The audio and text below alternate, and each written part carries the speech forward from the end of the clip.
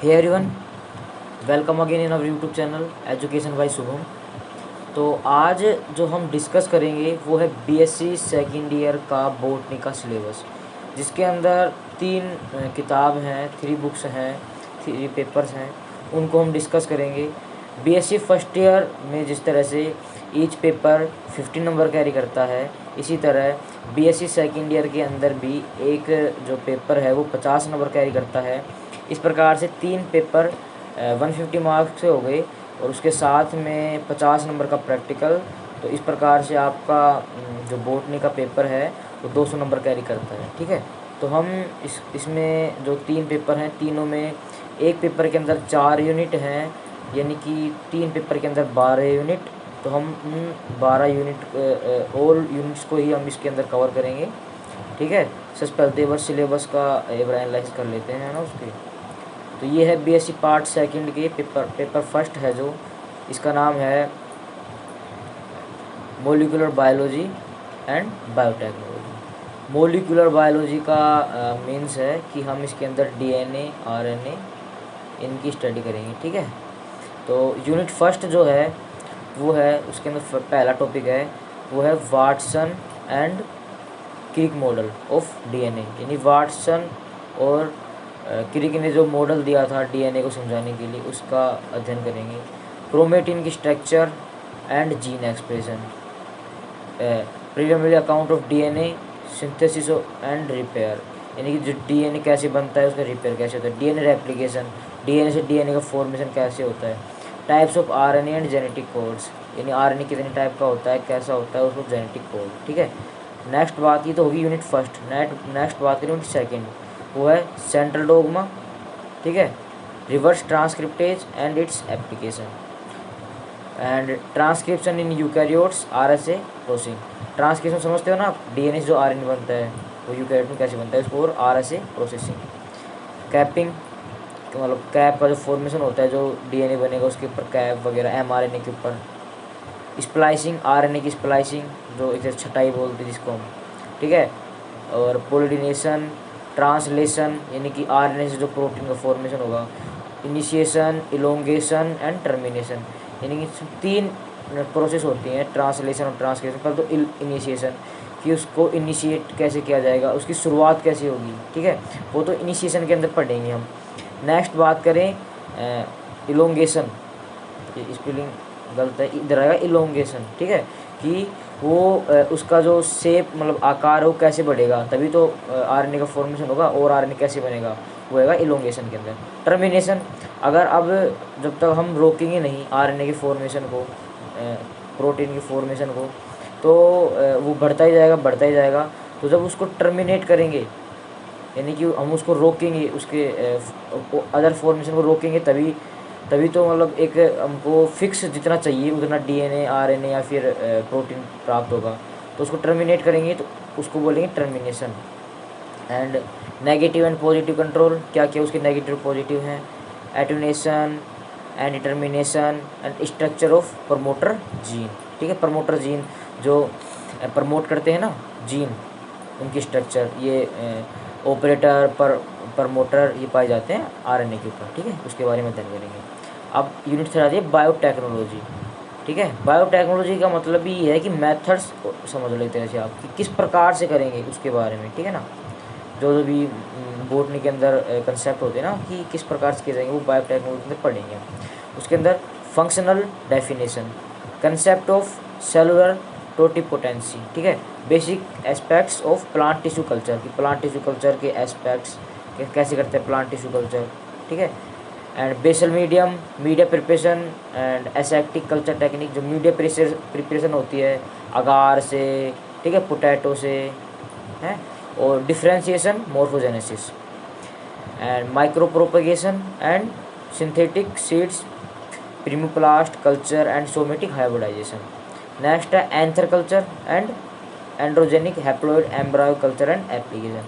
ये सारे रिसर्च के टॉपिक हैं, इनके ऊपर बहुत अभी तक माइक्रो रिसर्च ही हुए हैं, अभी तक इनके ऊपर रिसर्च चल रहा है बहुत अच्छे से, और स्कोप भी बहुत है इसके अंदर, जितना खोज सको, अगर आप जा सको तो इस फील्ड में। ठीक है, नेक्स्ट बात ये तो होगी यूनिट 3। नेक्स्ट बात करें यूनिट 4 की, रिकॉम्बिनेंट डीएनए टेक्नोलॉजी। ये सारे बायोटेक्नोलॉजी के टॉपिक है ना।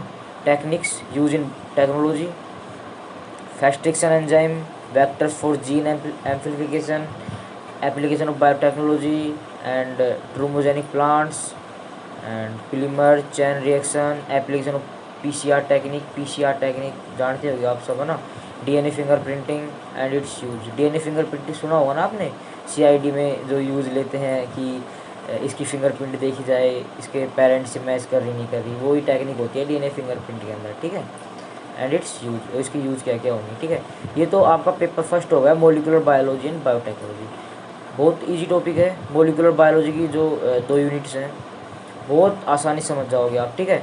बात करें बायोटेक्नोलॉजी का, थोड़ा टिपिकल पोर्शन है, ठीक है, लेकिन मेहनत करोगे तो ये भी आसानी से आप क्लियर कर सकोगे, ठीक है। नेक्स्ट हम बात करें पेपर सेकंड की। पेपर सेकंड है प्लांट फिजियोलॉजी एंड बायोकेमिस्ट्री। क्या नाम है? Plant physiology and biochemistry. Plant physiology यानी कि जिस मतलब प्लांट जो अपना खाना बनाता है, एक तरह से फूड का जो फॉर्मेशन करता है लाइट की परजाइंस में, ठीक है ना, सन की परजाइंस में जो फूड का प्रोडक्शन करता है उस वो होता है प्लांट फिजियोलॉजी के अंदर। और वो जो रेस्पायरेशन करता है वो सब प्लांट फिजियोलॉजी में पढ़ते हैं। नेक्स्ट बात करें बायोकेमिस्ट्री। बायोकेमिस्ट्री के अंदर जो फूड फॉर्मेशन करेगा, वो ग्लूकोज बनाएगा, सुक्रोज बनाएगा, ठीक है, तो जो भी सेव करेगा उसके बारे में जो पढ़ेंगे वो होता है बायोकेमिस्ट्री के अंदर। उसकी स्ट्रक्चर वगैरह, उसके फॉर्मेशन, कैसे वो फिर उसको यूटिलाइज करेगा, जो बनाएगा उसको सेव कर रखेगा, ये पढ़ेंगे हम बायोकेमिस्ट्री के अंदर। यूनिट फर्स्ट है वाटर, स्ट्रक्चर, फिजियोकेमिकल जो फिजियोलॉजी के अंदर जो फूड का फॉर्मेशन करेगा उसमें प्लांट्स को नीड होती है लाइट की और O2 की, CO2 की एंड वाटर की। तो इसके लिए वाटर, तो वाटर को कहाँ से अपटेक करेगा? जो रेन वाटर होता है उसको तो अपटेक नहीं कर सकता डायरेक्ट, उसको पहले तो मिट्टी के अंदर जाना होता है पानी को, ठीक है, वाटर को।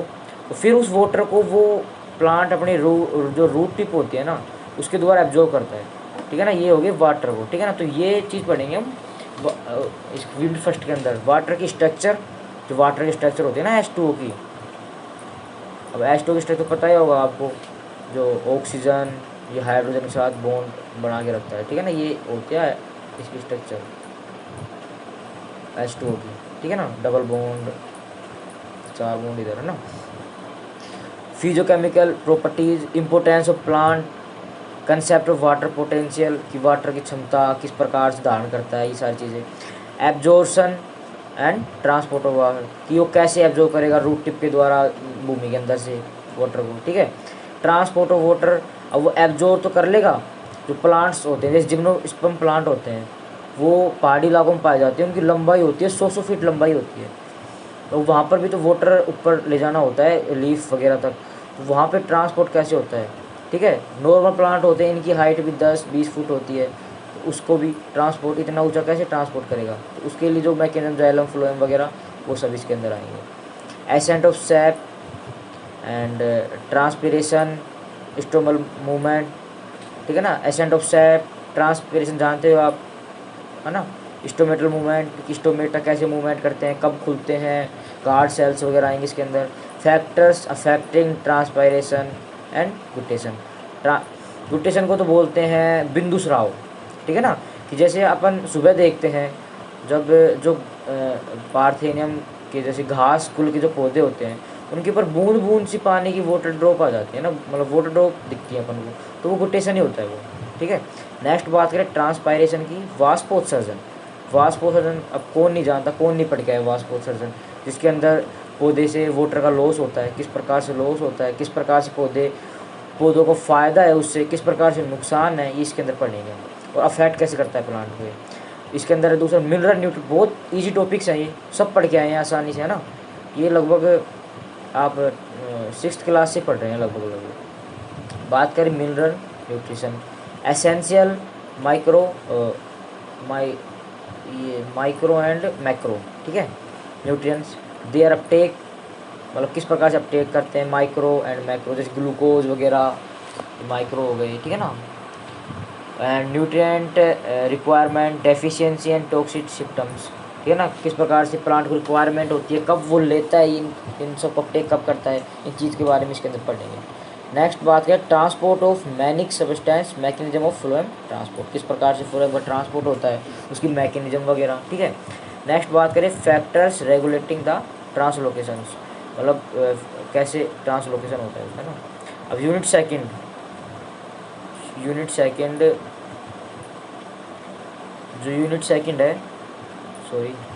यूनिट सेकंड है वो है फोटोसिंथेसिस, ठीक है। फोटोसिंथेसिस इसका मतलब है प्रकाश संश्लेषण, ठीक है, यानी कि in the presence of light plants make their food, ठीक है ना, and other presence of the oxygen and water also, ठीक है। अब फोटोसिंथेसिस के लिए कौन कौन से पिगमेंट्स की आवश्यकता होती है, ठीक है, chlorophyll A, chlorophyll B, xanthophyll, pheophytin, इस चीज़ के बारे में पढ़ेंगे। मेन होता है क्लोरोफिल ए, जो आगे हम पढ़ेंगे, ठीक है, जो कि सेंटर में पाया जाता है। बात करें फोटोसिंथेटिक एपरेटस, जो कि पता ही होगा आपको, क्लोरोप्लास्ट, ठीक है। किसके वजह से फोटोसिंथेसिस होती है प्लांट के अंदर, क्लोरोप्लास्ट। एनिमल्स के अंदर क्लोरोप्लास्ट एब्सेंट होता है, इसीलिए तो उनके अंदर फोटोसिंथेसिस नहीं हो पाती। अगर उनके अंदर क्लोरोप्लास्ट हो तो अपन क्यों कंज्यूम करेंगे फूड को, क्यों इतनी परेशानी लेंगे, क्यों बनाएंगे, क्यों खाएंगे, डायरेक्टली जाके धूप में लेट जाएंगे अपन। अगर क्लोरोप्लास्ट होगा तो डायरेक्ट फूड बन जाएगा हमारा। वही ये एब्सेंट होता है, इसलिए तो एनिमल्स फूड का कंज्यूम बाहर से करते हैं, इसलिए तो उनके अंदर फोटोसिंथेसिस नहीं होती। फोटोसिंथेसिस के बाद में जो होता है रेस्पायरेशन, तो रेस्पायरेशन होता है वो प्लांट और एनिमल्स दोनों के अंदर सेम होता है। एनिमल्स का मतलब है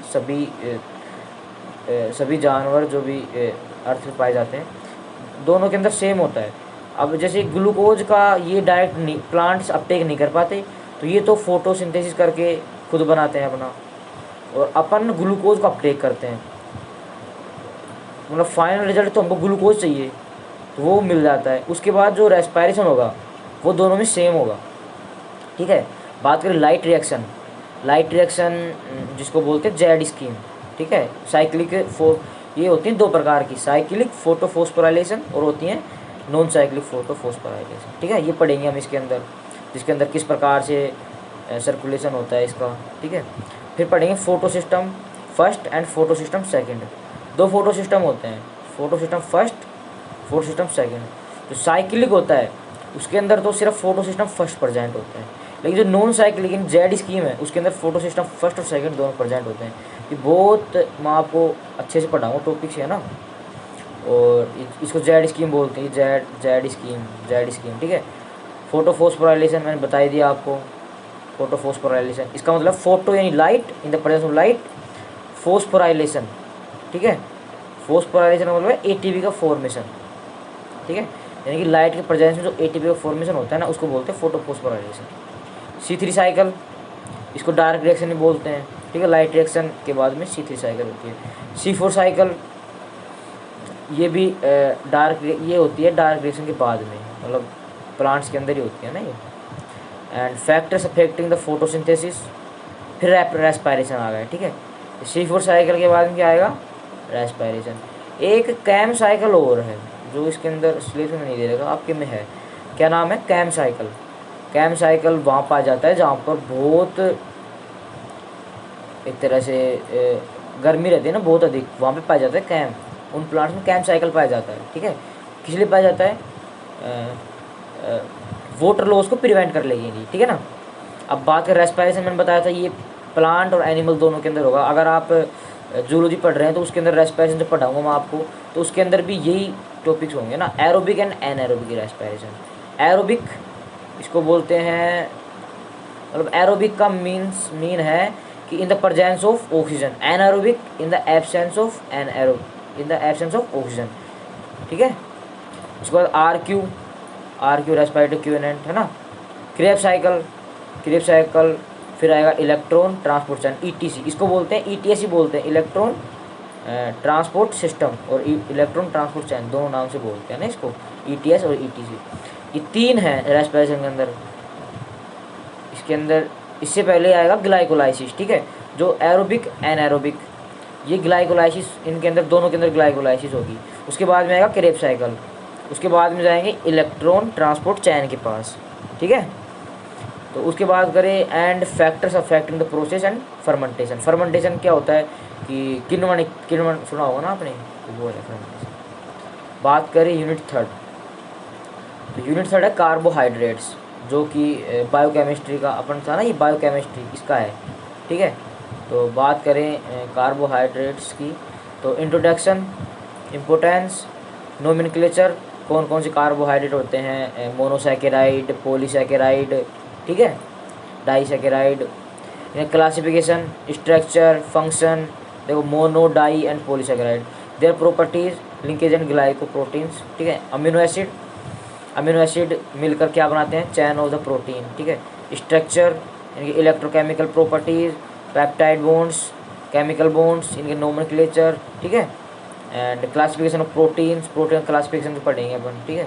फिजिकल एंड केमिकल प्रॉपर्टीज़ किसकी, प्रोटीन की, प्रोटीन्स जो कि समझते हो आप प्रोटीन क्या होती हैं।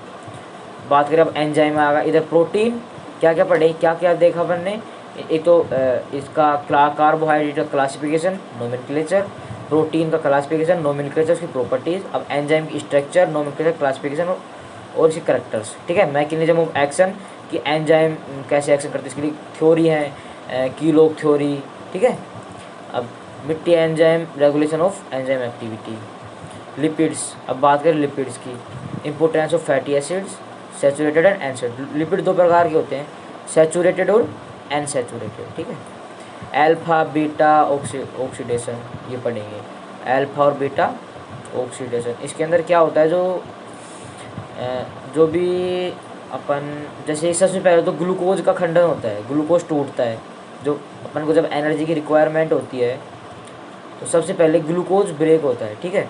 जब अगर हमारे पास ग्लूकोज नहीं है तो उसके बाद क्या ब्रेक होगा, उसके बाद होगी प्रोटीन, ठीक है, protein.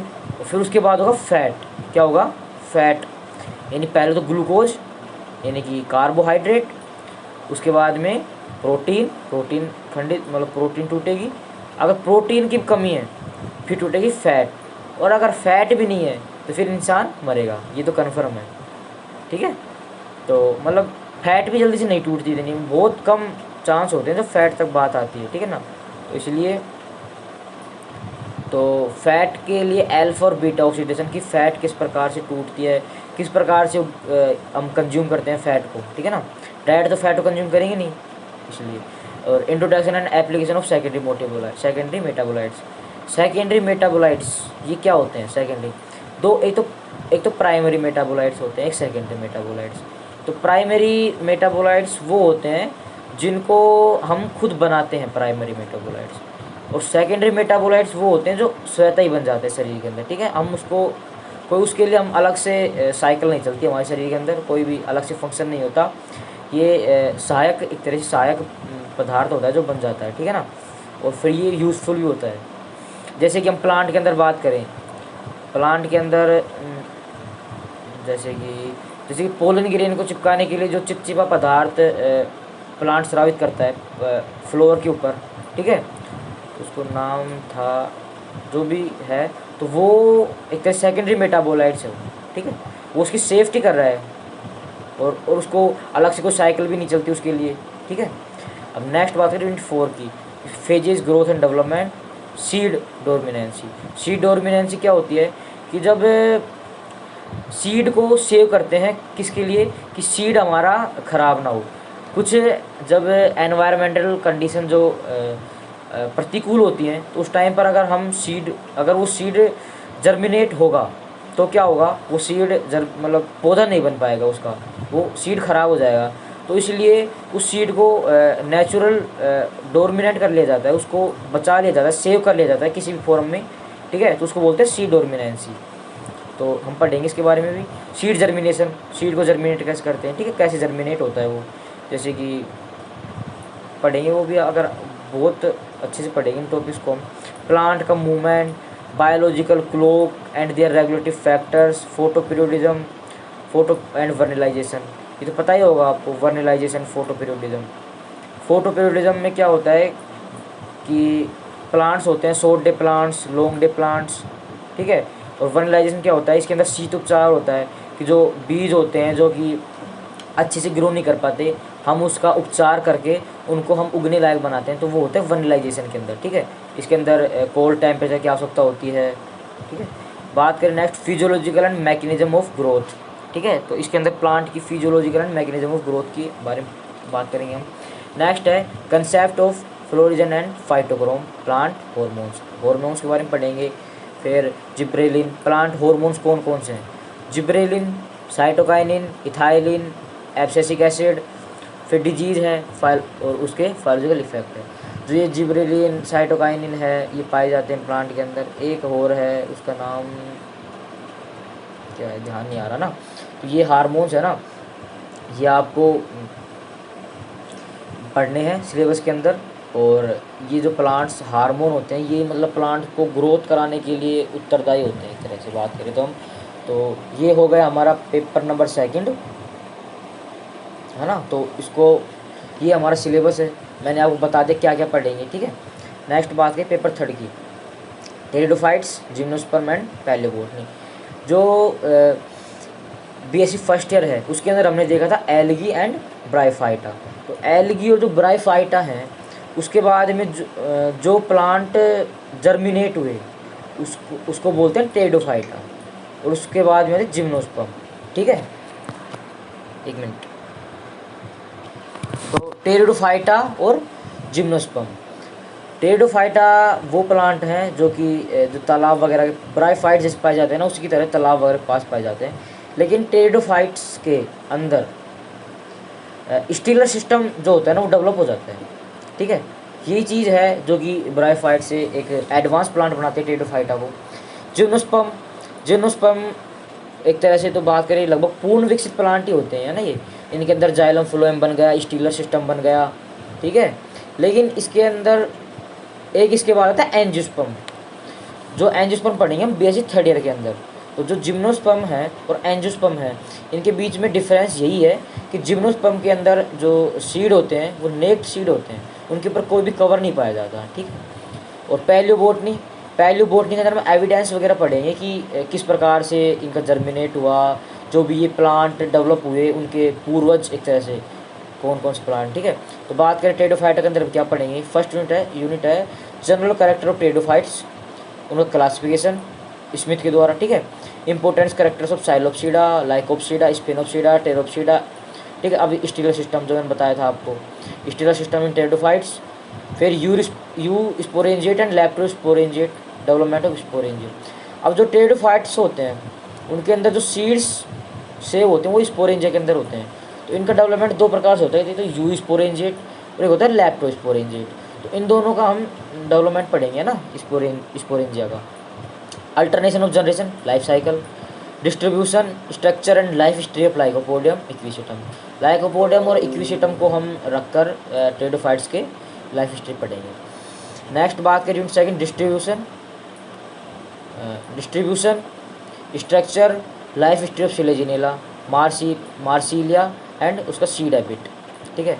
Characteristics of seed plants, difference between gymnosperm and angiosperm. ये आ गया ना, जिम्नोस्पर्म और एंजियोस्पर्म बहुत आसानी से ले सकते हैं, ठीक है ना। जिम्नोस्पर्म प्लांट्स बहुत लेंथ के अंदर बहुत लंबे होते हैं, जीरोफिटिक कंडीशन में पाए जाते हैं, नेक शीट होता है, जाइलम वेसल्स नहीं पाई जाती, ये सब डिफरेंस है, ठीक है। जनरल कैरेक्टर्स किसके हैं, ये जिम्नोस्पर्म के, ठीक है। क्लासिफिकेशन किसका, इसके एंड्रियो बिरहोस्ट के द्वारा जो किया गया था जिम्नोस्पर्म को, और इकोनॉमिक इंपोर्टेंस ऑफ जिम्नोस्पर्म, ये जिम्नोस्पर्म बारे में पढ़ेंगे हम। अब बात करें यूनिट 3, ये अब सिस्टमेटिक पोजीशन किसकी, जिम्नोस्पर्म की, यानी कि उसका क्लासिफिकेशन, उसका डिस्ट्रीब्यूशन, उसकी मोर्फोलॉजी यानी बाह्य आकारी की, जो बाहर से, जैसे कि उसकी बाहर क्या, अपन जो बाहर से क्या क्या देखते हैं, उसकी एनाटोमी देख नहीं सकते, जड़ भी नहीं देख सकते, तो हम क्या देखते हैं, स्टेम, लीफ, और यही होते हैं जनरली, है ना, स्टेम, लीफ और वेजिटेटिव एंड रिप्रोडक्टिव पार्ट्स कौन कौन से होते हैं। एनाटोमी, रिप्रोडक्शन, एनाटोमी के अंदर क्या देखेंगे हम, उसका stealer system, xylem, phloem, pericycle, endodermis, anatomy के अंदर तो ये पढ़ते हैं, एंडोडर्मिस, एपिडर्मिस, कोर्टेक्स, ठीक है, रिप्रोडक्शन और लाइफ साइकिल और पाइनस और इफेड्रा, इनको मद्देनजर रखते हुए इसको पढ़ेंगे, ठीक है। नेक्स्ट बात यूनिट 4, ये कौन सी है, पैलियोबोटनी की है। इसके अंदर फोसिलाइजेशन, टाइप्स ऑफ फोसिल्स, फोसिल्स यानी जीवाश्म type, techniques of study of fossils, geological time scale किस लिए, क्योंकि जो फोसिल्स का हम अध्ययन करेंगे तो उसके अंदर हमको स्केल के बारे में पता होना चाहिए, जियोलॉजिकल टाइम स्केल के बारे में, ठीक है। बात करें applied aspects of palaeobotany, use in coal and petroleum examples, ठीक है। प्रिमिटिव लैंड प्लांट्स, राइनिया, जो राइनिया है ये मतलब प्रिमिटिव लैंड प्लांट था, मतलब अब ये है नहीं, यानी कि ये विलुप्त हो चुका है ये प्लांट, ठीक है। तो ये फॉसिल है अपना ये, तो इसके बारे में जो राइनिया का जो हम स्टडी करते हैं तो उससे हमको जो नए प्लांट्स है उसके डेवलपमेंट, उसके ओरिजिन के बारे में पता लगता है, ठीक है। तो यही काम आते हैं जो प्रिमिटिव प्लांट्स होते हैं ना, उनके अध्ययन से ये पता चलता है कि ये प्लांट्स का डेवलपमेंट कैसे हुआ है। फॉसिल टेरिडोफाइट्स कौन कौन से हैं, लेपिडोडेंड्रोन, कैलेमिटस, और फॉसिल जिम्नोस्पर्म कौन सा है, विलियमसोनिया, ठीक है। तो ये है तो बहुत, लेकिन हम इनके अध्ययन करेंगे तो इनसे पता चल जाएगा कि कौन कौन से प्लांट्स हैं जो फॉसिल हैं, उनका ओरिजिन कैसे हुआ है। तो ये ऑल अबाउट हमारे 3 पेपर्स का सिलेबस था, जो कि मैंने आपको अच्छे से समझाया है, ना कि सिलेबस बताया बल्कि मैंने ये बताया कि इसके अंदर क्या क्या पढ़ना है हमको। अगर आप चाहें तो अपने लेवल से पढ़ सकते हैं, अब ऐसी ज़रूरत नहीं है कि आपको कोई बुक ढूंढनी पड़ेगी, आप टॉपिक डाला गूगल पे, निकाला, ठीक है, और आप उसको अच्छे से पढ़ सकते हैं। उसके बारे में ज़्यादा डीपली नहीं जाना आपको और ज़्यादा ओवरव्यू नहीं लेना, मतलब एक मीडिएटर रेंज से पढ़ना है आपको, ना तो आप, ताकि आप अच्छे से पेपर के अंदर परफॉर्म कर सको। तो इसी के साथ मैं अपनी वीडियो को एंड करता हूँ ना, और आप इसी प्रकार से, जैसे कि मैंने आपका सिलेबस डिस्कस किया, नेक्स्ट अब क्लासेज स्टार्ट होने वाली है, मैंने कुछ लेक्चर रिकॉर्ड किए हैं, तो आप चैनल को सब्सक्राइब कर लें ताकि आपके पास नोटिफिकेशन आते